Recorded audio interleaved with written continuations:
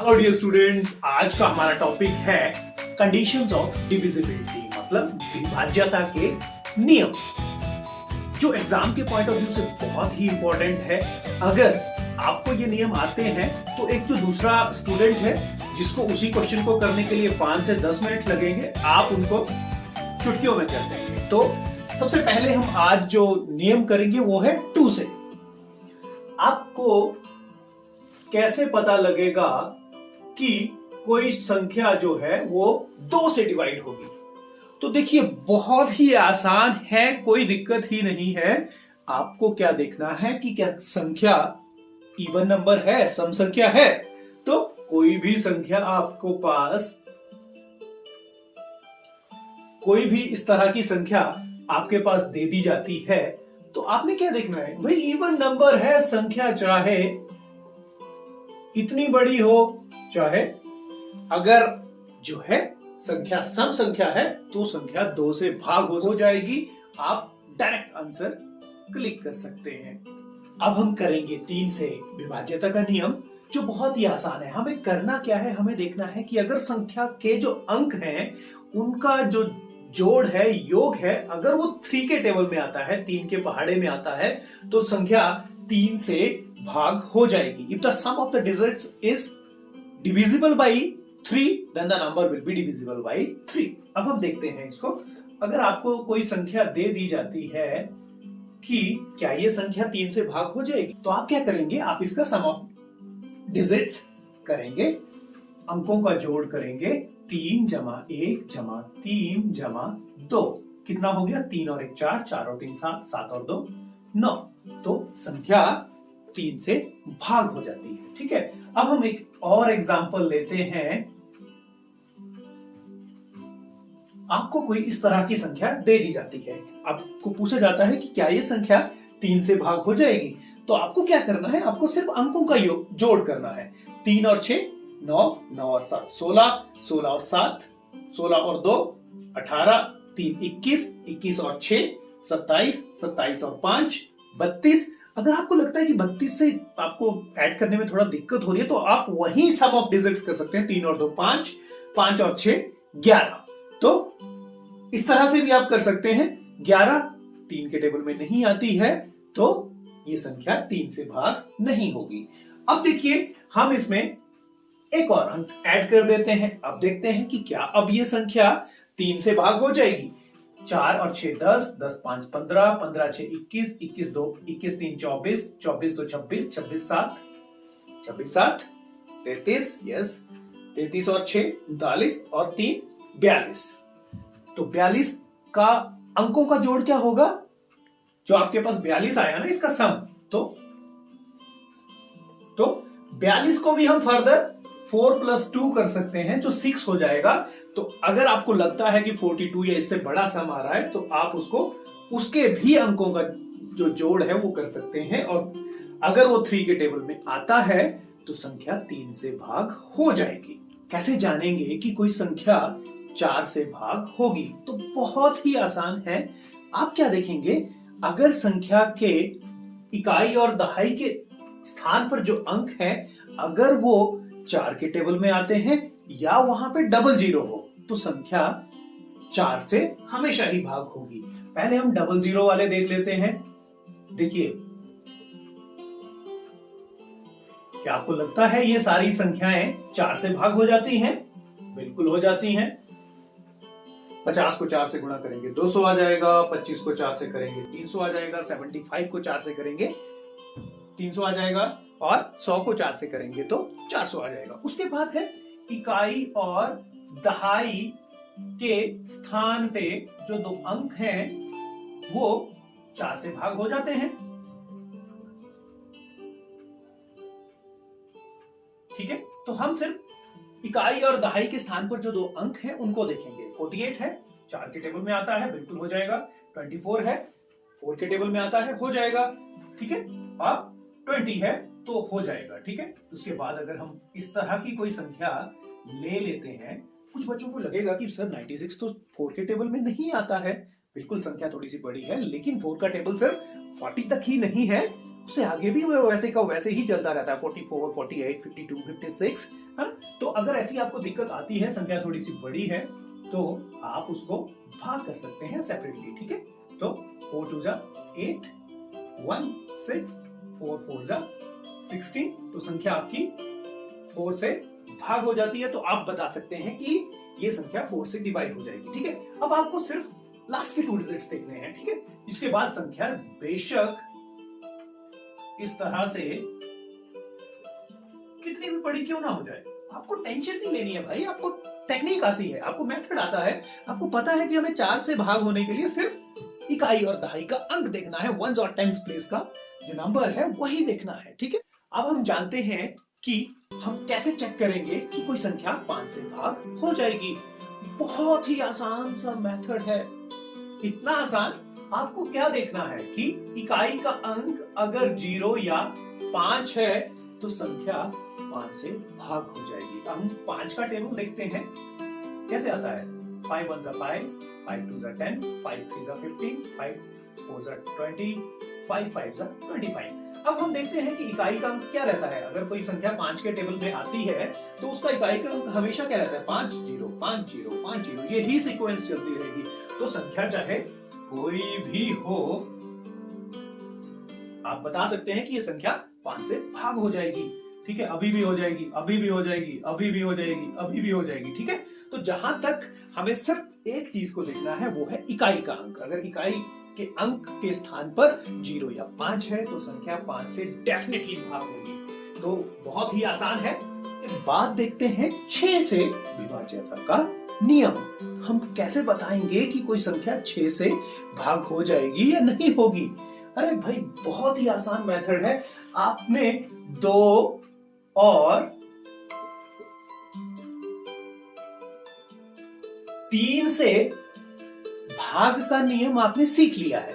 आपको आता है कि कोई संख्या 2 से कब भाग होती है, जब सम संख्या हो, और 3 से कब भाग होती है, जब वो क्या हो, जब उसके अंकों का योग 3 से भाग हो जाता है, ठीक है। तो संख्या आप देखेंगे, पहली बात तो आप क्या देखेंगे कि संख्या सम संख्या होनी चाहिए, ठीक है। दूसरी बात देखेंगे क्या 3 से भाग होती है। 2 और 6 8, 8 हो तो 10, 10 और 3 13, 13 और 6 19, 19 3 के टेबल में नहीं आता है, 3 के पहाड़े में नहीं आता है, तो हम बोलेंगे ये संख्या नहीं भाग होती है, ठीक है। अब हम एक और संख्या लेते हैं,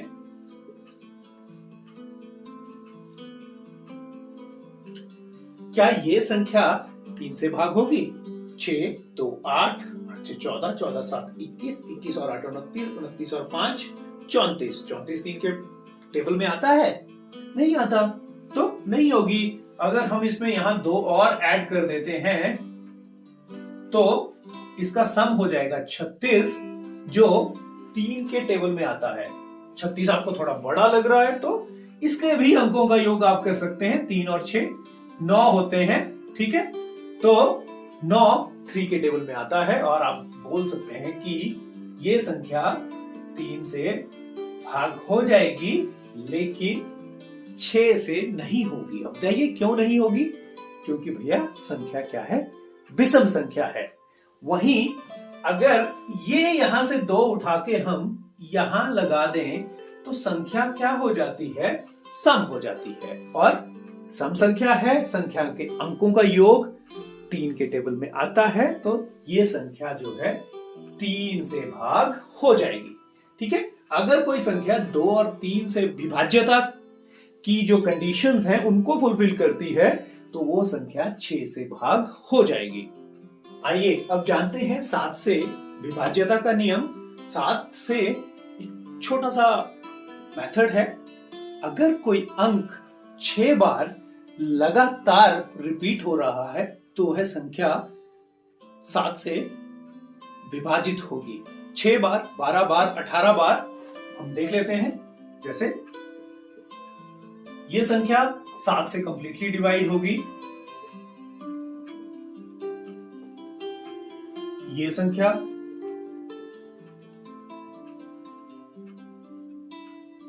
ठीक है। इसी तरह से कोई भी संख्या आप बोलेंगे ये तो हो ही जाएगी, और ठीक है।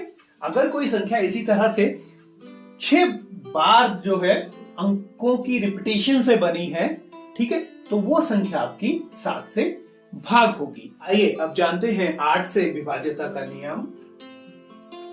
अगर संख्या के इकाई दहाई सैकड़ा मतलब वंस, टेंस और हंड्रेड्स के प्लेस पे 3 जीरोस हो तो संख्या 8 से भाग होगी। या वंस, टेंस और हंड्रेड्स के प्लेस पे जो भी संख्या है वो 8 से भाग हो जाती है तो पूरी संख्या इरेस्पेक्टिव ऑफ इट्स लेंथ, कितनी भी लंबी है, वो 8 से भाग हो जाएगी।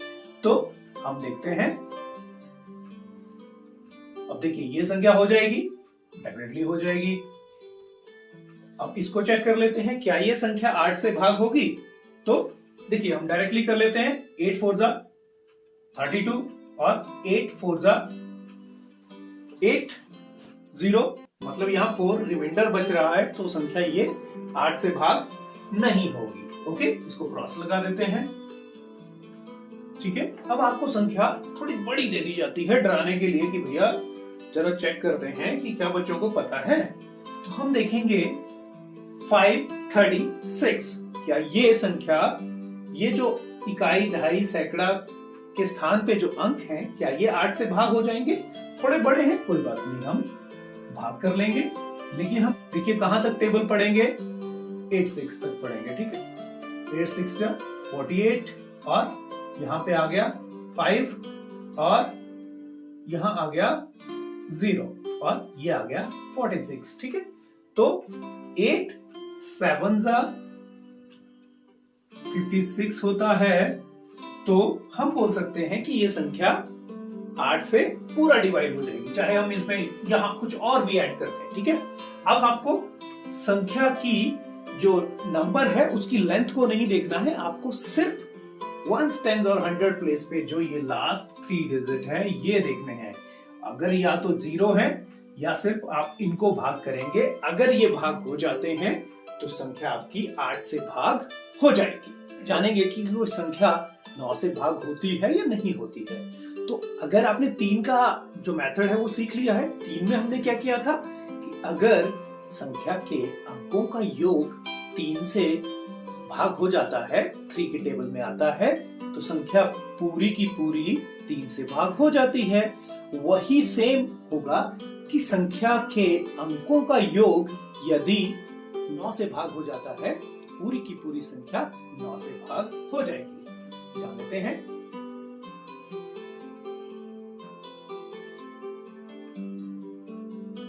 ठीक है, अब मान लीजिए आपके सामने एक संख्या है, आपको बताना है क्या ये 9 से भाग होगी। तो हम इसके अंकों का योग कर लेते हैं। 5 + 2 + 7 + 3 + 6 + 4 + 5 + 4। अब देखते हैं 5 + 2 7 7 7 14 14 + 3 17 17 6 23 4 27 5 32 + 4 36। अब देखिए 36 आ गया। ठीक है, 36 आप जानते हैं कि 9 4 36 होता है, तो 9 के टेबल में आती है, तो ये संख्या 9 से भी भाग हो जाएगी। बाकी फर्दर आप इसको इस तरह से भी कर सकते हैं। 3 + 6, अगर और भी ज्यादा सिंप्लीफाई करना चाहते हैं, क्योंकि अंकों का योग ये है, उसके अंकों का योग ये आएगा, तो ये भी 9 आ गया, तो ये संख्या आपकी 9 से भाग हो जाएगी। ठीक है, तो आपको संख्या बेशक जितनी भी बड़ी दी जाए, आपको क्या करना है, सिर्फ अंकों का योग करना है। अगर अंकों का योग जो है वो 9 के टेबल में आता है तो संख्या पूरी की पूरी 9 से भाग हो जाएगी। अब हमारा नेक्स्ट है 10 से विभाज्यता का नियम। अरे भाई बहुत डिफिकल्ट है, इतना डिफिकल्ट है कितना। 10 का टेबल हम देख लेते हैं पहले, क्या आता है। 10 20 30 40 50 60। अब अगर आप इसके टेबल को ध्यान से देखेंगे तो आपको पता लग जाएगा कि कौन सी संख्या 10 से भाग होगी। कौन सी? अगर भैया इकाई का अंक 0 है, 0 है, ठीक है, तो कोई भी संख्या हो 10 से भाग होगी, 10 से भाग होगी। ठीक है, अगर हम एक संख्या मान लेते हैं, ठीक है, संख्या चाहे जितनी बड़ी हो, ठीक है, हमें इकाई का अंक देखना है। इकाई का अंक है जीरो तो संख्या 10 से भाग होगी, अदरवाइज नहीं होगी। अब चाहे ऐसा नहीं है कि एक ही जीरो हो, चाहे 10 जीरो हो, आपकी कंडीशन है कि इकाई का अंक जीरो होना चाहिए, ठीक है। वो आपके पास इकाई का अंक जीरो आ गया, संख्या 10 से भाग हो जाएगी। ये स्टूडेंट्स, अब हम जानते हैं 11 से विभाज्यता का नियम। कैसे पता लगेगा कि कोई संख्या 11 से भाग हो जाएगी या नहीं होगी? तो इसके लिए एक आसान सा मेथड है। हम देखेंगे कि संख्या के सम स्थान और विषम स्थान के जो अंक है, अगर उनका योग दोनों का अलग अलग करेंगे और उसके बाद उनको माइनस करेंगे, ठीक है। अगर या तो जीरो आए या 11, 22, 33 इस तरह से जो 11 के टेबल में संख्याएं आती हैं वो आए, तो देखते हैं, ठीक है।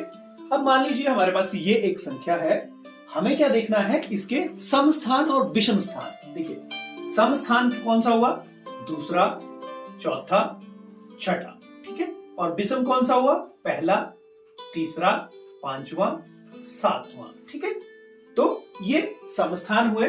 तो देखिए, अब हम सम स्थान अलग अलग ले लेंगे। सम है, आप एग्जाम में इस तरह से नहीं करेंगे, आप डायरेक्ट उनका सम करेंगे, ठीक है। जोड़ करेंगे 6 और 3 और 2, सॉरी 3, 5, ठीक है। और विषम हुए, विषम स्थान क्या क्या हुआ, 3 जमा 7, ठीक है। और उसके बाद 6 और उसके बाद 2, ठीक है। तो देखिए, अब हम इनका सम करते हैं। 6 3 9, 9 5 14, 7 3 10, 10 6 16 और 2 18, ठीक है। तो अब हमें क्या करना है, इनको माइनस करना है। जो बड़ी संख्या है उसको उसमें से छोटी माइनस करेंगे। 18 में से 14 माइनस किए 4 आएगा, ठीक है। जो ना तो जीरो है, ना 11 है, ना 22 है, तो ये संख्या जो है हमारी 11 से डिवाइड नहीं होगी। अब देखिए, अब क्या करते हैं, अब अगर हम यहां पे एक और अंक लिख देते हैं 4, ठीक है। अब हमारे पास सम स्थान पे कितने अंक हो गए, ये, ठीक है, और ये। अब क्या होगा, अब इसमें 4 और ऐड हो गया, ठीक है। 4 और ऐड हो गया तो यहां कितना आ गया, यहां 18 आ गया। तो अब क्या करेंगे, अब हम इनको माइनस करेंगे। 18 माइनस 18 0। अब हम बोल सकते हैं कि ये संख्या जो है हमारी 4 से डिवाइड होगी। तो आपको ध्यान सिर्फ ये रखना है, सम स्थान और विषम स्थान। मुझे पता है क्लास में भी बच्चों को इस एंड वाले जो है 11 से विभाज्यता के नियम को समझने में दिक्कत आई थी। तो देखिए, सम स्थान कौन सा हुआ, दूसरा अंक, चौथा अंक, छठा अंक और 8वां, ठीक है। और विषम स्थान, जैसे विषम संख्या होती है, पहला स्थान, ठीक है, तीसरा, 5वां और 7वां, ठीक है। तो इस तरह से हमने किया तो हमारे पास आ गया। अगर ये नहीं आता है, जैसे पहले हमने किया था, तो 18 माइनस 14 आया था, 4 आया था, जो ना तो जीरो है ना 11 के टेबल में आता है, तो ये वो संख्या जो है 11 से भाग नहीं होगी। Thank you, that's all for today. Keep learning, keep growing.